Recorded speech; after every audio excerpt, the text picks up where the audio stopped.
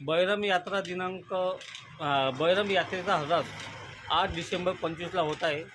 8, 9, 10 8, 9, 10ला होत आहे. त्या दृष्टीनं बैरम, कारंजा, बोदड, सुभानपूर, रतनपूर, सायकळाई जे या परिसरातील गावे आहे, या ठिकाणी जे नवीन शिकलेले मुलं मुली आहेत त्यांना रोजगार म्हणून आणि या परिसरातील जे बैरम यात्रेची हराशी जागा आहे, नेहमीप्रमाणे त्यांना ही जागा उपलब्ध झाली पाहिजे, त्यांना जागा भेटली पाहिजे, त्यांना रोजगार मिळाला पाहिजे, या दृष्टीनं त्यांचा व्यवसाय झाला पाहिजे आणि या बैरम कारंजातील या 2-3 गावातील आसपासच्या लोकांना जागा देऊन त्यांचं रोजगार प्राप्त झाला पाहिजे, या दृष्टीने मी विनंती करतो. आणि बैरम यात्रा ही 15 डिसेंबर ते 31 जानेवारीपर्यंत राहणार आहे आणि या ठिकाणी दूर नागपूरच्या सुद्धा, मुंबईपासून लोक या ठिकाणी येतात आणि या ठिकाणी मटण खाणे, मनोरंजन आणि काही भाविक लोकसुद्धा या ठिकाणी येतात आणि बैरम यात्रा जवळपास 1.5 ते 2 महिने राहते.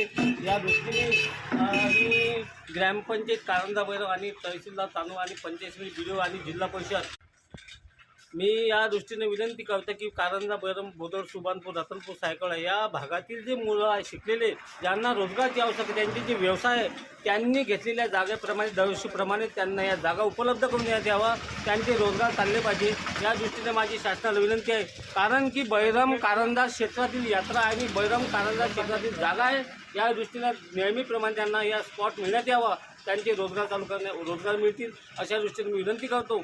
आणि 8 ते 10पर्यंत व्यापारी जे ज्या ठिकाणी जागा घेतील ते बाकी गावातील लोकांना, बाहेर गावातील लोकांना जागा देण्यात यावा अशी मी शासनाला नम्र विनंती करतो. जय हिंद, जय भारत, जय महाराष्ट्र.